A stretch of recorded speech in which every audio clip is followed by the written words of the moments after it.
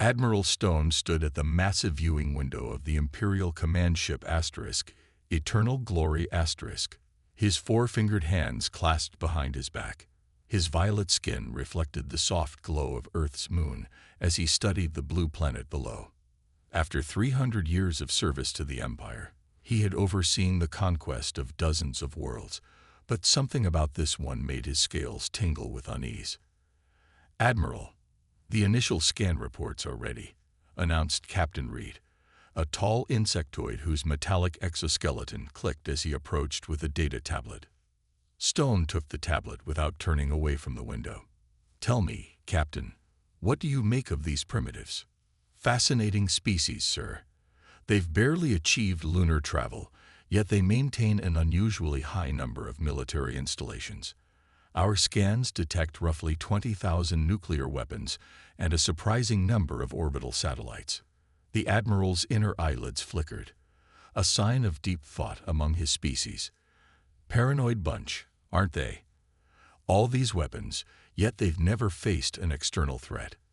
He scrolled through the report, noting the humans' brief but incredibly violent history.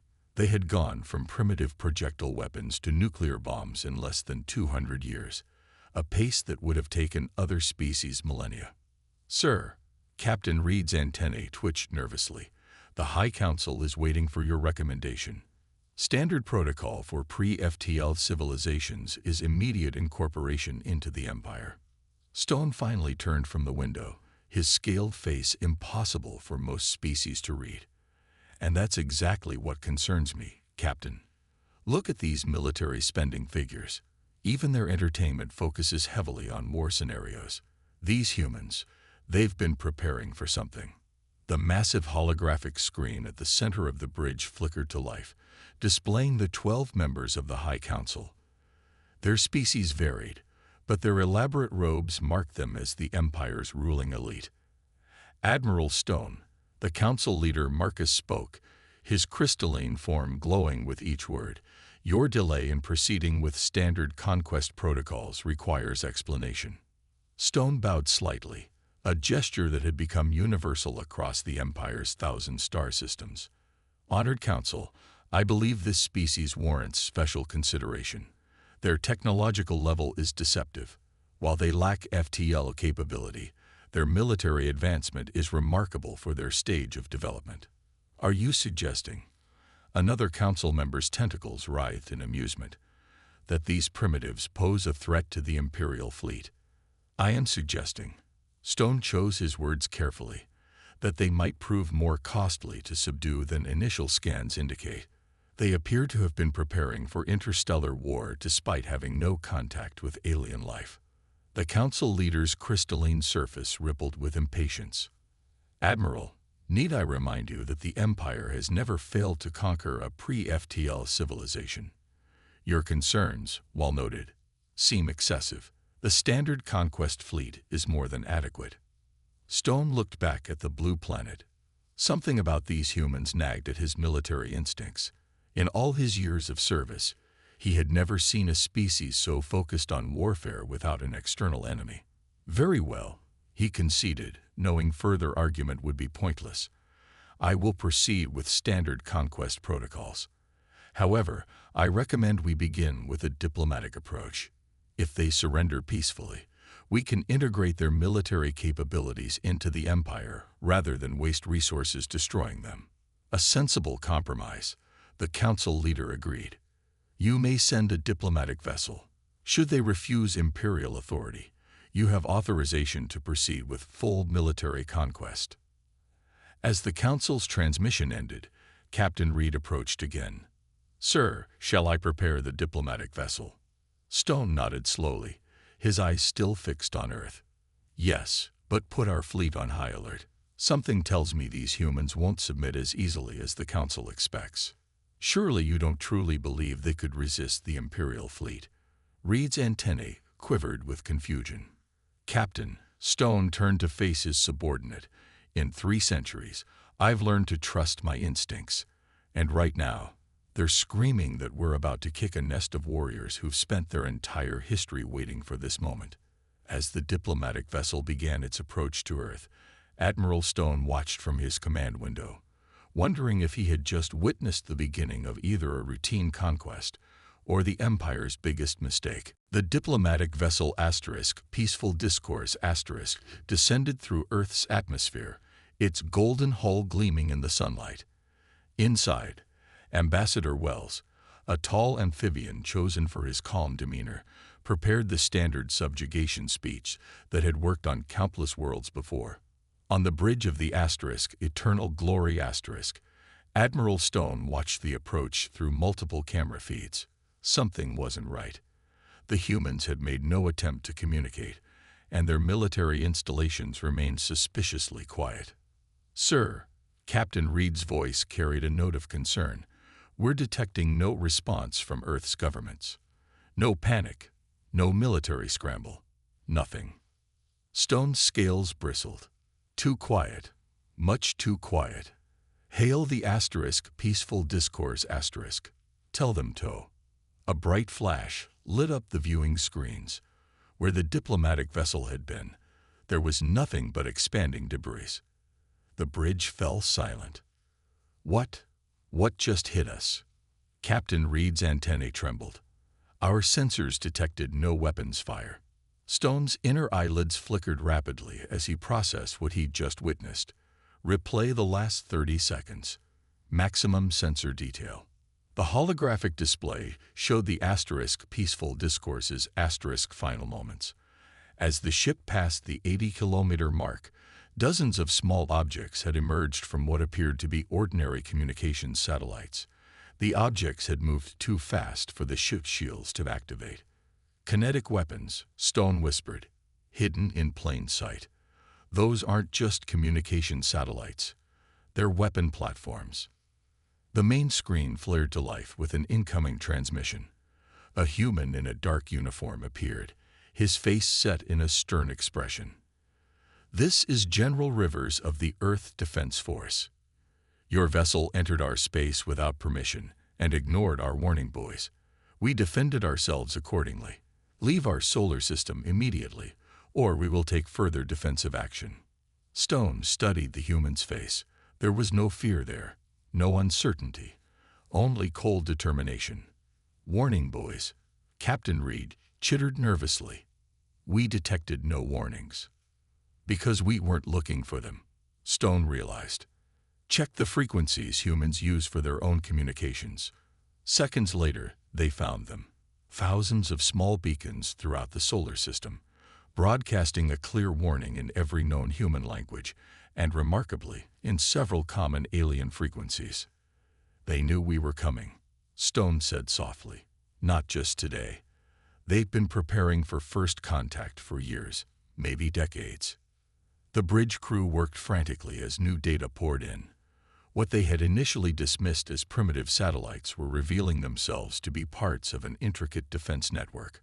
Orbital platforms disguised as communication relays, asteroid mining operations that were actually military bases, and a web of sensors hidden in the solar system's natural debris. "Admiral," a sensor operator called out, "we're detecting power signatures from the moon. Something's coming online." Stone watched in astonishment as massive hangar doors opened on the moon's surface. Ships began emerging. Human ships, dozens of them. Their design unlike anything in the Imperial database. "Sir," Captain Reed's voice shook.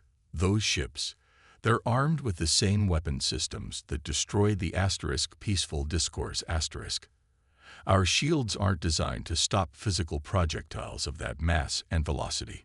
The High Council's transmission cut through the chaos on the bridge. Admiral Stone. Council leader Marcus's crystalline form pulsed with anger. "Explain this disaster."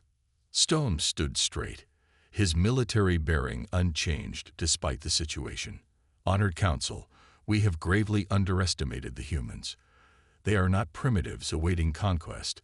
They are warriors who have spent generations preparing for this moment." "Impossible," another council member burst out. "No species developed space combat capabilities in secret." "This one did," Stone replied grimly. "And now we face a choice. Retreat and lose face, or launch a full invasion against an enemy whose true military capabilities we clearly don't understand. The council leader's form flashed with rage. The Empire does not retreat. Prepare the conquest fleet. These humans will learn the price of defying us. As the transmission ended, Stone turned back to the view of Earth. More ships were launching from hidden bases across the solar system. The humans hadn't just been ready for first contact. They had been ready for war. "Captain," Stone said quietly, "send word to the fleet. Tell them to prepare for a fight unlike any the Empire has ever faced." 100 Imperial warships dropped out of faster-than-light travel at the edge of the solar system. Their purple-black hulls absorbed the distant sunlight, making them look like holes in space. At their head, the Eternal Glory led the formation that had brought countless worlds to their knees. Admiral Stone watched the tactical display as his fleet spread out in the Empire's standard conquest pattern. Status of human forces: still holding position near their planet, sir, Captain Reed reported. Their fleet numbers have grown to 300 vessels of varying sizes. They appear to be using their moon as a primary defensive position. Stone nodded slowly. The humans were fighting smart, using their moon for cover and keeping their fleet together. Most primitive species would have scattered their forces in panic at the sight of Imperial ships. "All ships, begin advance," Stone commanded. "Launch fighter screens and power up main weapons. Let's show them what they're dealing with." The Imperial fleet moved forward as one, their energy shields creating a beautiful aurora effect in the vacuum of space. Thousands of small fighter craft poured from their hangar bays, forming a deadly wave ahead of the main fleet. That's when the humans revealed their first surprise. Multiple launches detected from the asteroid belt. A sensor officer shouted. "Count is over 1,000 objects, sir." Stone leaned forward. "Show me." The tactical display lit up with new contacts. What looked like normal asteroids were splitting open, revealing hidden missile platforms inside. A massive barrage of kinetic weapons was heading straight for his fighter screen. "Evasive action," Stone ordered, but it was too late. The human missiles didn't try to track targets or change course. They simply detonated, turning into expanding clouds of metallic pellets. The Imperial fighters, designed to dodge energy weapons, flew straight into walls of speeding metal. Hundreds of fighters vanished in seconds. "Fighter screen is down to 20% strength," Captain Reed reported, his antennae twitching wildly. The humans, they turned the entire asteroid belt into a weapon. Stone gripped his command rail. "All ships, raise shields to maximum. Press the attack. Show these primitives the power off." He never finished the sentence. The human fleet had launched their own attack.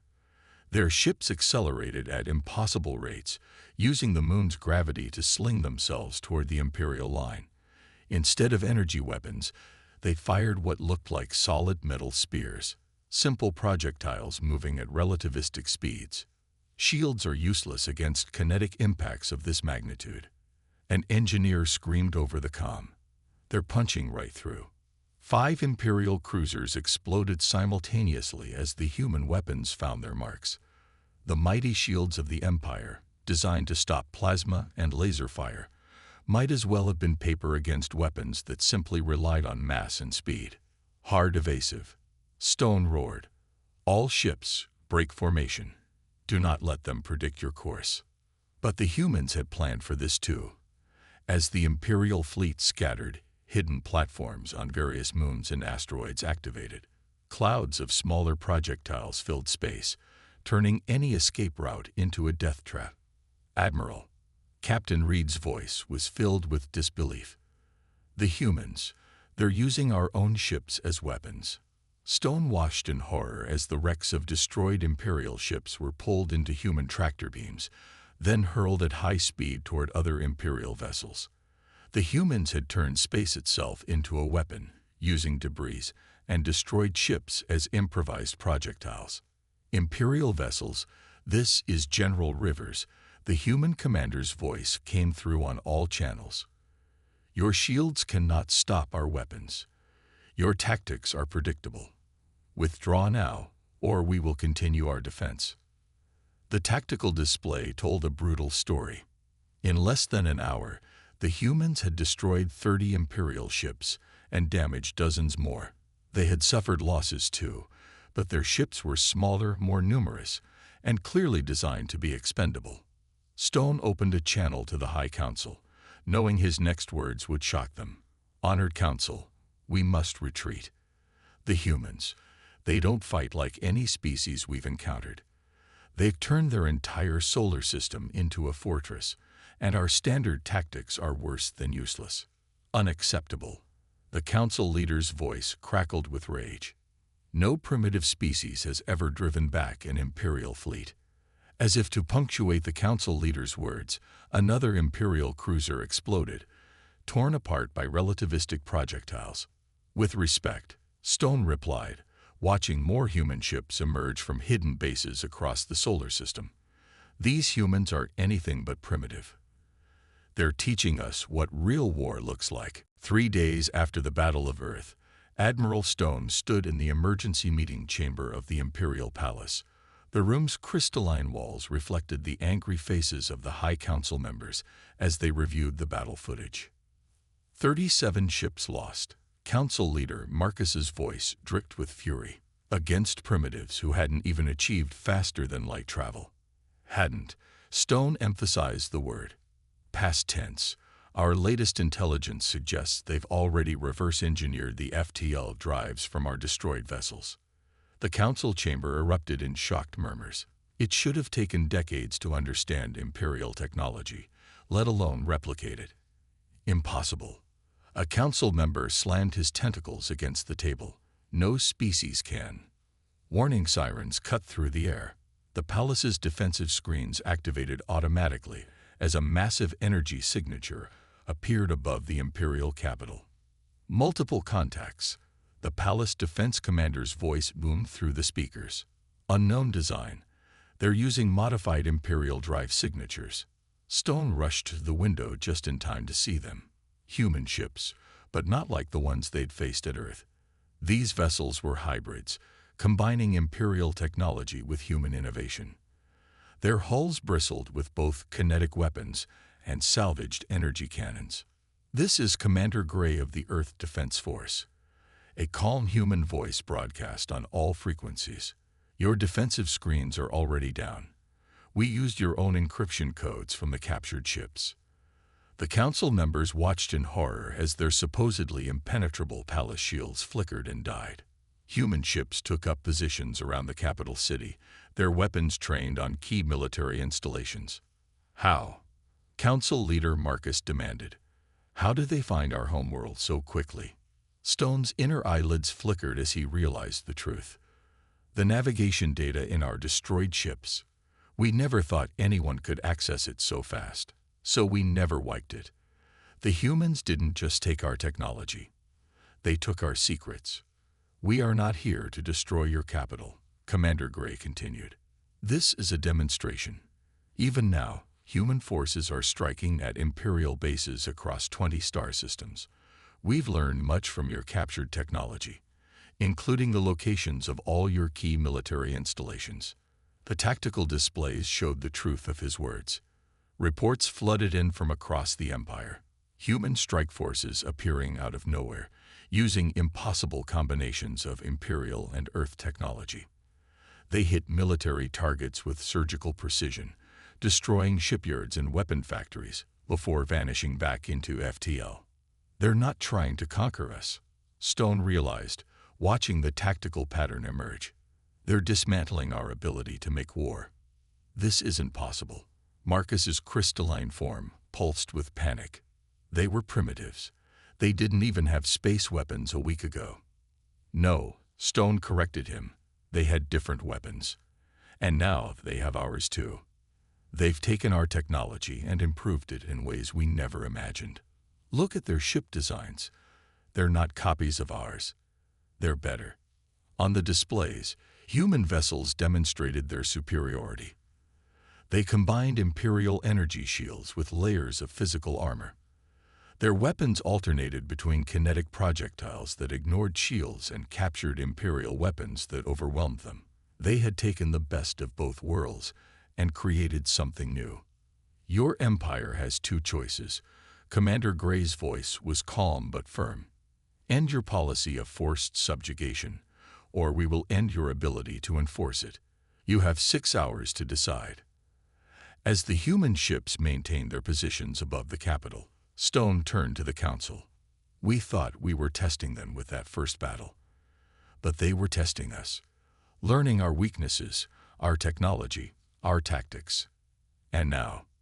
Now what?" Marcus demanded. "Now they're teaching us a lesson," Stone replied, watching another Imperial base disappear from the tactical display. "The same lesson they've learned through their own history. The most dangerous enemy isn't the one with the biggest weapons, but the one who learns and adapts the fastest." The council chamber fell silent as they watched more human ships appear across Imperial space. The hunters had become the hunted, and the Empire was learning what it felt like to be on the wrong side of technological superiority. The Imperial supercarrier Unstoppable Force moved slowly through the debris field of what had once been a major supply depot. Around it, 50 of the Empire's newest warships formed a protective screen, their sensors sweeping constantly for human vessels. Admiral Stone watched from the bridge as recovery teams searched the wreckage. This was the 12th supply base hit in the past week, yet no one had seen the attackers arrive or leave. Another supply convoy lost in the Phoenix sector. Captain Reed reported, his chitinous armor now bearing battle scars. "They just disappeared. No distress call, no wreckage. Gone." Stone nodded grimly. The Empire had responded to the humans' counterattack by mobilizing its main fleet, over 1,000 warships. But the humans had simply changed tactics, becoming ghosts that struck from nowhere. "Show me the pattern of attacks," he ordered. The tactical display lit up with red dots marking human strikes.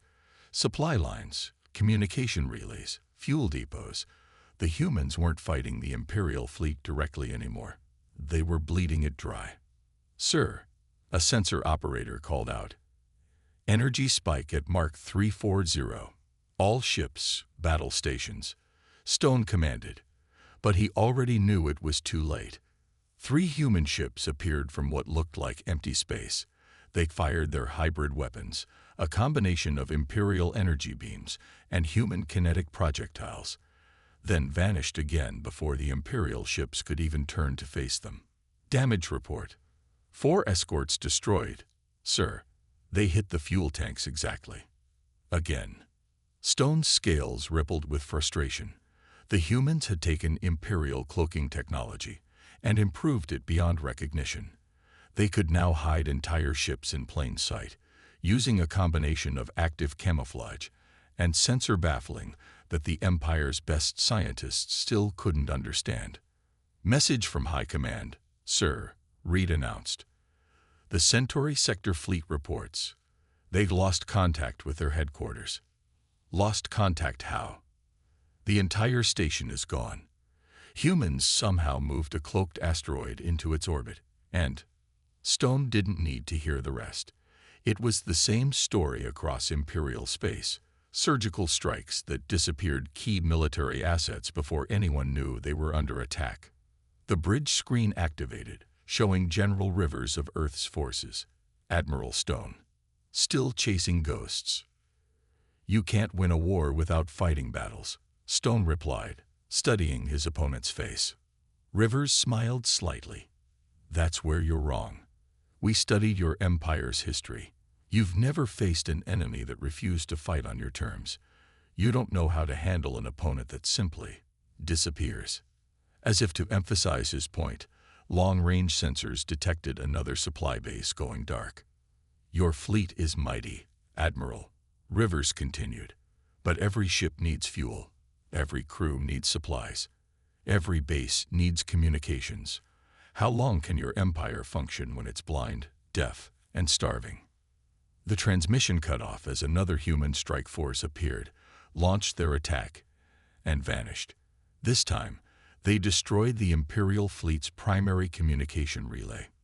Sir, Reed's antennae drooped. We're getting reports from across Imperial space. The humans, they're not just hitting military targets anymore. They're appearing over our colony worlds. Stone tensed, expecting reports of planetary bombardment. Instead, what he heard shocked him even more.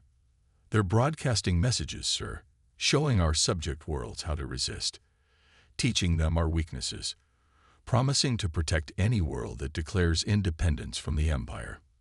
The tactical display told the story. Across Imperial space, colony worlds were beginning to rebel. The humans had taught them that the mighty Empire wasn't invincible after all. Admiral, a junior officer called out, "New contact. Massive energy signature." Stone turned to see a human supercarrier appear less than a kilometer from his flagship. It was enormous, combining Imperial size with human innovation. Its hull bristled with weapons that shouldn't have been possible. Amazing what we can build when we're properly motivated. River's voice came through again. This ship was a prototype when you first found Earth. Now we have dozens. Would you like to see what else we've been working on? The human ship vanished again, leaving Stone to stare at empty space. The Empire's mighty fleet, designed for grand battles and planetary conquests, was helpless against an enemy that refused to play by their rules. The Imperial Palace's Grand Council chamber, once a symbol of unquestioned power, now felt more like a bunker. Emergency lights cast harsh shadows across faces that hadn't slept in days. Council leader Marcus's crystalline form had lost its usual luster, dulled by stress and fear. 43 colony worlds in open rebellion. He announced to the gathered leaders, "Our supply lines are in chaos. The humans have shared their shield-piercing weapons with every rebel group in the Empire." Admiral Stone stood quietly in the corner, watching the Empire's leadership crack under pressure.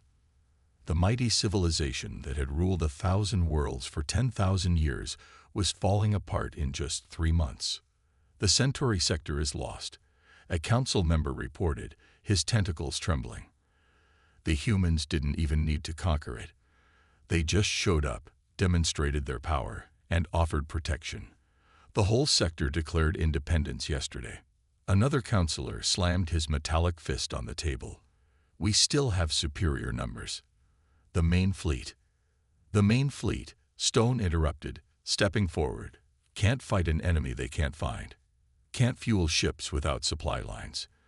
Can't coordinate attacks without communication relays." He paused, letting the words sink in. "The humans aren't fighting our ships. They're fighting our ability to be an empire." The chamber's holographic display activated, showing scenes from across Imperial space. Rebel ships using human weapons and tactics. Colony worlds celebrating their independence. Imperial bases falling silent one by one. "Incoming transmission," a communications officer announced. It's from Earth." General Rivers appeared on the main screen, looking as calm as ever. Behind him stood Commander Gray and other human military leaders. Their backdrop was a massive shipyard, where vessels of clearly hybrid human Imperial design were under construction. "Honored Council," Rivers began, his voice carrying no mockery, only certainty. "Your empire is finished, not because we destroyed it, but because we showed others it could be resisted." The council chamber erupted in angry shouts, but Rivers continued. "In the past week, 200 more colony worlds have requested our protection. They've seen how we fight, how we adapt, how we win." Stone watched the council's reactions. Some were angry, others afraid, but a growing number looked relieved. "We don't want your territory," Rivers continued. "Earth has no interest in becoming an empire, but we will ensure that no species faces forced subjugation again." Marcus's crystalline form flickered with rage. "You dare, you primitive. Look behind me." Rivers cut him off. "In 3 months, we've taken your technology and improved it beyond your understanding. Imagine what we'll do in a year. In 10 years. Do you really want to find out?" The display shifted to show Earth's new defense fleet, ships that combine the best of human and imperial technology, but taken to new levels. Weapons that shouldn't have been possible. Defenses that made imperial shields look primitive. "Sir," Captain Reeb burst into the chamber, his exoskeleton clicking rapidly in distress. "The Orient sector, the entire sector. They're declaring independence. They say the humans have promised to help them build their own defense fleet." Stone stepped forward. "Council members, we face a choice. We can watch our empire tear itself apart in a feudal war, or what?" Marcus demanded. "Or we can adapt, like the humans do." Stone gestured to the display showing Earth's fleet. "Look at what they've achieved in months. Not through conquest, but through innovation, through adaptation." Rivers nodded on the screen. "Admiral Stone understands. This isn't just about military power. It's about evolution, change, growth. Your empire has stagnated because it never needed to improve. We've survived because we never stopped improving." The chamber fell silent as the truth sank in. The empire hadn't just met its match in battle. It had met a species that represented everything it had forgotten. Innovation, adaptation, the drive to constantly improve. "We await your response," Rivers said simply, and the transmission ended. Stone looked at the council, seeing the moment of realization in their faces. The empire wouldn't fall because humans destroyed it.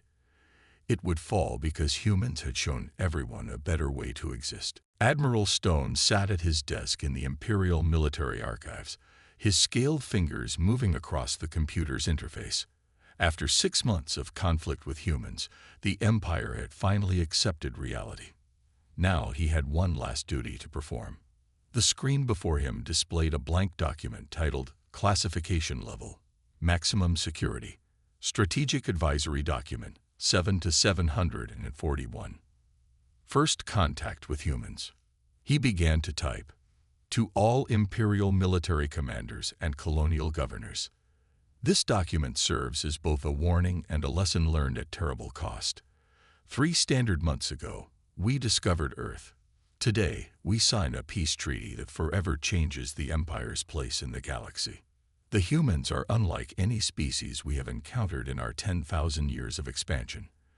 They do not think like us. They do not fight like us. They do not lose like us.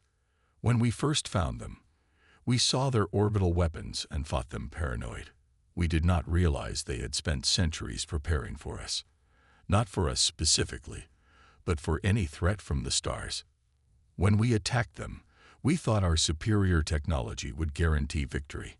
We did not understand that they had spent their entire history learning to defeat superior forces. They had mastered the art of asymmetric warfare before they even left their atmosphere. When we lost our first fleet, we thought we could overwhelm them with numbers. We did not realize that they would take our own destroyed ships and learn our technology faster than we had developed it ourselves. They did not just copy our designs. They improved them, combined them with their own innovations, and created weapons we had never imagined. When they counterattacked, we thought we could wear them down in a war of attrition. We did not understand that humans do not fight to win battles. They fight to win wars. They struck at our supply lines, our communication networks, our ability to function as an empire. They did not need to destroy our fleet.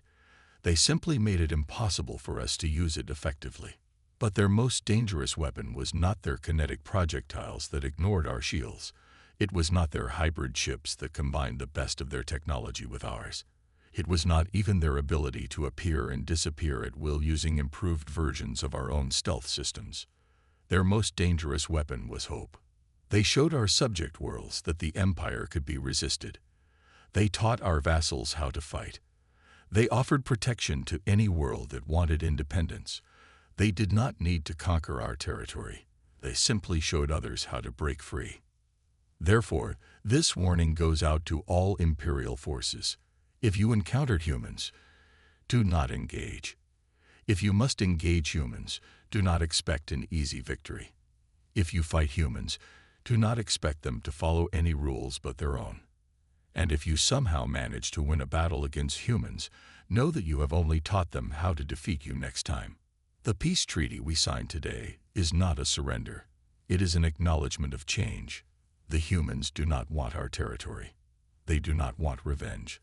They want only to ensure that no species faces forced subjugation again. They will protect any world that asks for help, teach any species that wants to learn, and fight any force that tries to conquer others. The empire as we knew it is over. We must adapt or fade away. The humans have taught us this lesson. True power lies not in the ability to conquer, but in the ability to change. To all who read this, if you value your fleet, your career, or your life, never start a war with humans. You cannot win by fighting them. You can only win by learning from them. End report. Admiral Stone. Former Commander, Imperial Conquest Fleet. Current Director, Imperial Adaptation Initiative.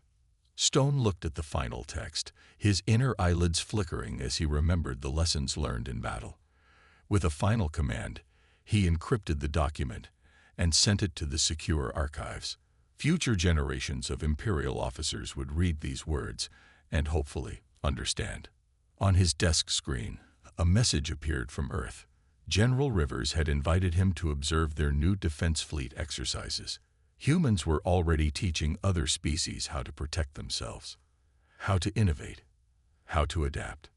Stone smiled, an expression he had learned from the humans. The Empire had sought to make history by conquering humanity. Instead, humanity had made history by teaching the Empire a better way to exist. He sent his acceptance to the invitation. After all, there was still so much to learn.